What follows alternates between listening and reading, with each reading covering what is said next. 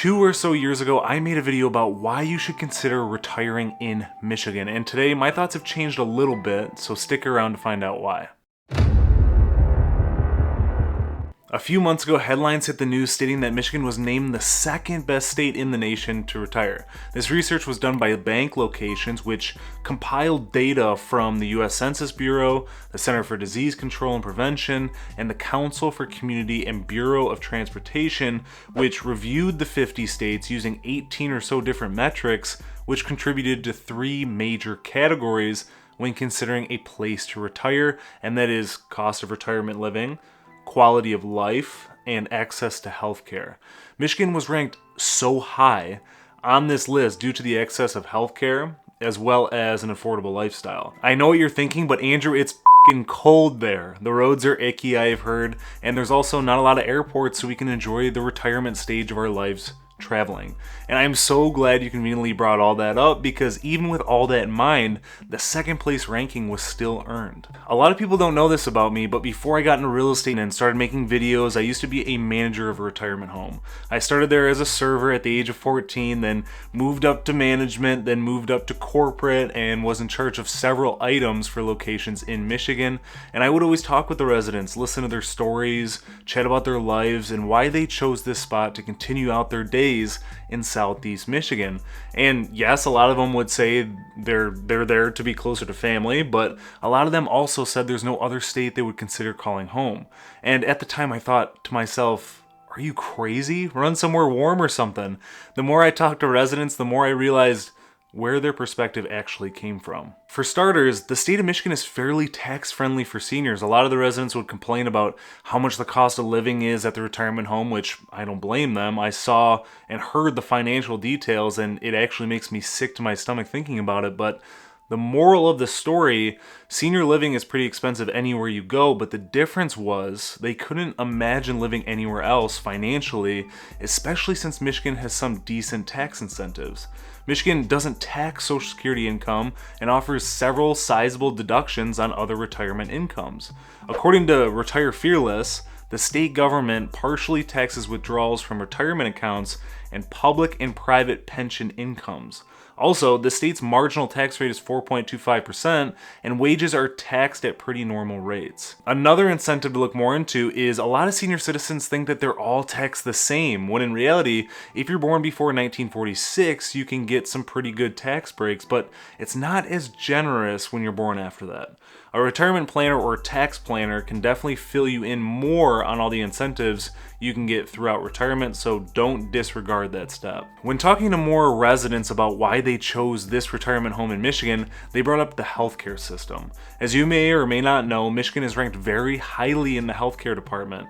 I unfortunately have seen the healthcare service in action picking up residents from time to time, but they were always there so quickly, and we were all very appreciative for that, because in situations like that, timing, of course, is everything. With great access to healthcare in mind, the Great Lakes state ranks high in terms of the accessibility to insurance, and as a part of the 2010 Affordability Care Act, Michigan has boosted access to insurance by extending Medicaid to more than 600,000 people, according to Retire Fearless data. Another thing to consider, as I mentioned before, is the housing situation.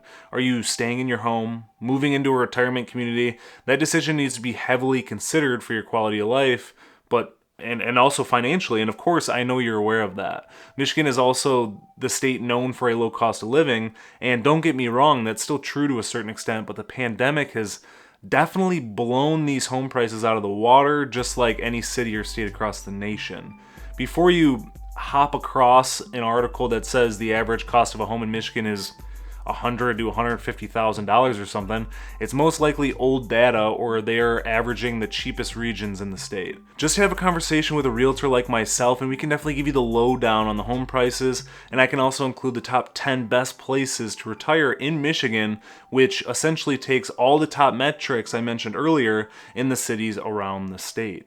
When it comes to finding a home, understand that the average age of a home in Michigan is nearly 50 years old, but understand that a lot of Michiganders take pride in renovating these older homes and making them brand spanking new, while keeping a lot of that old charm intact.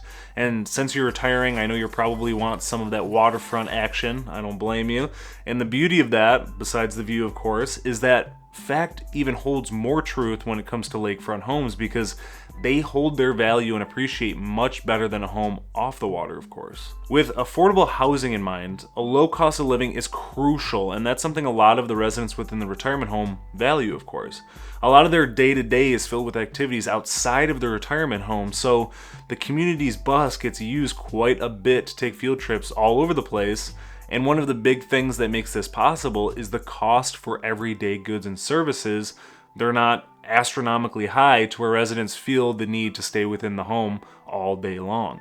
Granted, some communities may take this as part of their monthly fees. Others will have them pay on the spot, which to my knowledge is either one or the other. After doing several comparisons with numerous sources out there judging the cost of living in Michigan versus other states, Michigan averaged a 3 to 3.5% lower than national average cost of living, while housing was between 12 and 14% lower. The utilities are also 1.5 to 2% lower, but groceries and other necessities are roughly 1% higher than average. When it comes to retiring, the residents told me that they value views and experiences in their older age, which is something you can't blame them for. Being located in Southeast Michigan like these folks, they'd be easily accessible to their family members to come by and steal them away for a long weekend or for a few weeks to all the different amazing locations around Michigan, whether it be Traverse City in the wine country, in the Upper Peninsula to see any possible breathtaking view, Mackinac Island, or even just to a Tigers, Red Wings, or Pistons game. There's so many different destinations and attractions to visit. On top of being able to run away to all these different places in Michigan, the state is also known for having the coolest small towns tucked away for some peaceful living. If you're someone who has worked in a city or overpopulated area for years and years, I can see you shaking your head in agreement right now, since I'm sure a little calmer and subtle pace may be a little bit more your style during this time in your life. Either way, you were always just a few miles away from a body of water in the great state of Michigan, so the options are endless. Just know that the more north you go, the more snow you'll get. With small town living in mind, there's also plentiful access to urban living if you don't want that rural lifestyle. Maybe you're someone who wants to keep up on the social life and have events planned and available every hour of the day, and that's just perfect because there are so many cities in Southeast Michigan alone that offer that type of living. And you might be sitting back wondering what kind of lifestyle you're looking for during your retired years, and I actually created a video a little while back about finding your Michigan lifestyle, which I bring up in several of my videos, and it will apply to you too, so be sure to add that video to your queue. It's chilling in the description for you. Aside from the well-known scenery, the different types of living, the recreational opportunities to keep your hobbies going strong, there's also a great outlook on Michigan's economy. Maybe you're someone who could care less about this fact and plan to live out the rest of your life there, or maybe you want to worry about resale and appreciation simply for the generations of family in front of you. The 2008 recession hit Michigan incredibly hard, and I'm sure you might even remember what you were doing on that day when the economy fell off a cliff. Retire Fearless mentioned that since most of the employment opportunities in the state are directly or indirectly linked to automakers, the fallout of the industry led to a sharp decline in employment. However, since then, Michigan has made an incredible economic recovery, leading to a considerable reduction in the unemployment rate.